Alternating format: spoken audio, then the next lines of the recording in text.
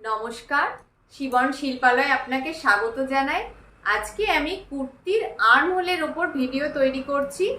তো 30 ছাতি থেকে 47 ছাতি পর্যন্ত কুর্তির আর্মহোলের মাপ আজকে আমি দেখাবো।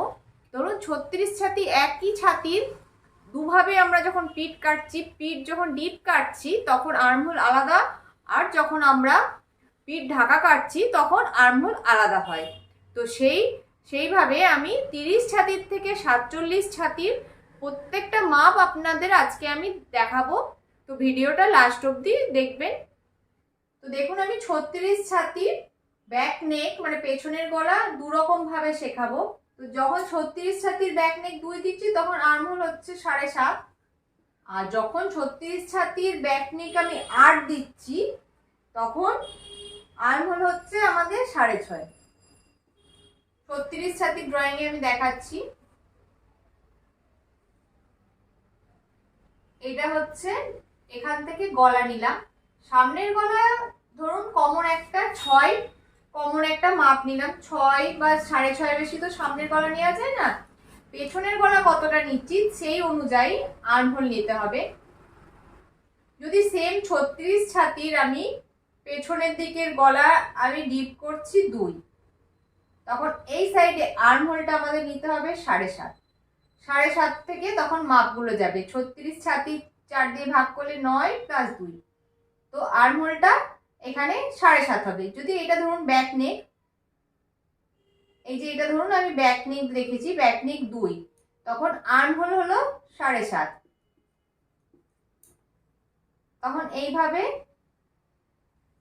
আমাদের বগলটা টানতে হবে, ড্রয়িং করতে হবে। ব্যাক নেক 2 ধরলে আর্মহোল 7.5 হলো। যখন আমরা ব্যাক নেকটাকে এক্সট্রা করছি, ব্যাক নেক বাড়াচ্ছি, সেম 36 ছাতিরই আমি ব্যাক নেক করছি 8। তাহলে 36 ছাতির ব্যাক নেক যখন আমি 8 করছি তখন আমাদের আর্মহোল যেটা আছে, আর্মহোল আমাদের করতে হবে 6.5।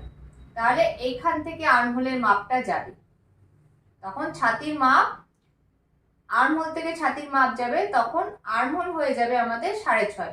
এখান থেকে তখন ছাতির মাপ নিতে হবে। তো 36 ছাতির যদি আমি পিছন গলা ধরুন ঢাকা কাটছি, একদমই ঢাকা, ব্যাক নেক যদি 1 থেকে 3 এর মধ্যে কাটি 36 ছাতি, তাহলে হচ্ছে আমাদের আর্মহোল নিতে হবে 7.5। সেম 36 ছাতিরই যখন আমরা ব্যাক নেক 3 এর বেশি, 3.5 বা 4, 3 এর বেশি 3 থেকে 7 অবধি যখন কাটছি তখন সেই 36 ছাতিরই আর্মহোল হয়ে যাচ্ছে 7 ইঞ্চি। আবার যদি 7-এর বেশি কাটি, 7-এর বেশি 7 থেকে 10 অবধি যদি কাটি তাহলে নেব আমরা 6.5। এটা হচ্ছে 36 ছাতির মাপ। 30 থেকে 47 ছাতির মাপ আমি দিয়ে দেব, যে কতটা ব্যাক নেক কাটলে কতটা আর্মহোল নিতে হবে সেটা আমি দিয়ে দিচ্ছি বোর্ডে। ছাতি 30 ছাতি বা 31 ছাতি বা 32 ছাতি, এই তিনটে মাপের ছাতির যদি পেছনের গলা 1 থেকে 3 এর মধ্যে কাটি, যদি কলার বানাই তাহলে 1 থেকে 3 এর মধ্যে কাটতে হবে। তাহলে 1 থেকে 3 এর মধ্যে যদি কাটি পেছনের গলা, তাহলে আমাদের বগল মোহরা নিতে হবে 7 ইঞ্চি। একইভাবে 30, 31, 32 ছাতি যদি পেছনের গলা আমরা 3 এর বেশি নিই, 3 এর বেশি মানে ধরুন 3.25 বা 3.5 নিই, 3 এর বেশি আর 7 এর মধ্যে যদি নিই, 3 থেকে 7 এর মধ্যে যদি নিই, তাহলে আমাদের নিতে হবে 6.5। এরপরে হচ্ছে যদি তারপরে 7 এর বেশি 10 এর মধ্যে, 7 থেকে 10 এর মধ্যে যদি আমরা পেছনের গলা ডিপ কাটি, তাহলে বগল মোহরা নিতে হবে 6 ইঞ্চি। এটা এই যে ছাতির মাপ দিয়েছি 30, 31, 32, এই তিনটা ছাতির ক্ষেত্রে পেছনের দিকের গলা যতটা আমরা ডিপ করছি সেই অনুযায়ী আমাদের বগল মোহরা বা আর্মহোল চেঞ্জ হয়ে যাচ্ছে।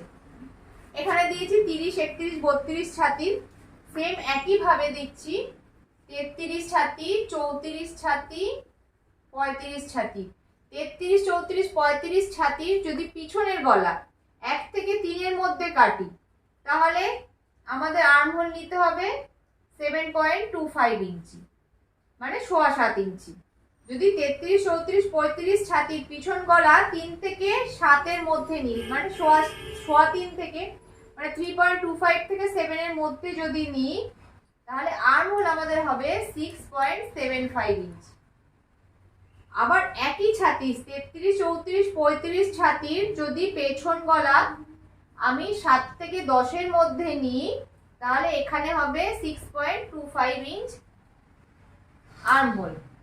একইভাবে 36, 37, 38 ছাতির যদি আমরা কলার নেক করি, তাহলে নিতে হবে 7.5 ইঞ্চি।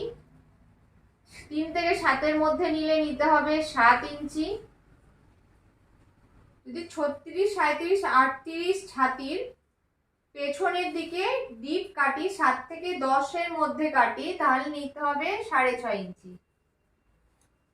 একইভাবে 38 অব্দি এখানে আছে,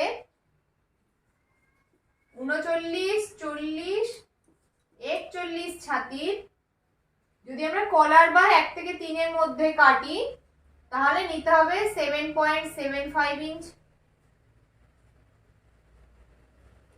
3 থেকে 7-এর মধ্যে কাটলে নিতে হবে 7.25 ইঞ্চ। আর যদি 7-এর উপরে কাটি, তাহলে নিতে হবে 6.75 ইঞ্চ। 42, 43, 44 ইঞ্চি। পেছনের গলা যদি 1 থেকে 3-এর মধ্যে কাটি, তাহলে নিতে হবে আমাদের 8 ইঞ্চি। যদি 3 থেকে 7-এর মধ্যে কাটি, তাহলে নিতে হবে আমাদের 7.5 ইঞ্চি। আর যদি 7 থেকে 10-এর মধ্যে কাটি, তাহলে নিতে হবে আমাদের 7 ইঞ্চি। সেম একই ভাবে বাকি রইল 45, 46, 47। এই 45, 46, 47 ছাতির যদি পেছনের গলা 1 থেকে 3 পর্যন্ত কাটি, তাহলে নিতে হবে 8.25 ইঞ্চ। যদি 3 থেকে 7-এর মধ্যে কাটি, তাহলে নিতে হবে 7.75 ইঞ্চ। যদি 7 থেকে 10-এর মধ্যে কাটি, তাহলে নিতে হবে 7.25 ইঞ্চ। তো এই অবধি আমি মাপগুলো দিলাম। যদি আপনার বুঝতে কোনো অসুবিধা হয়, আপনি আমাকে কমেন্ট করে জানাতে পারেন। আর ভিডিওটি ভালো লেগে থাকলে অবশ্যই লাইক করবেন, শেয়ার করবেন, আর আমার চ্যানেল শিবন শিল্পালয়কে সাবস্ক্রাইব করবেন। নমস্কার।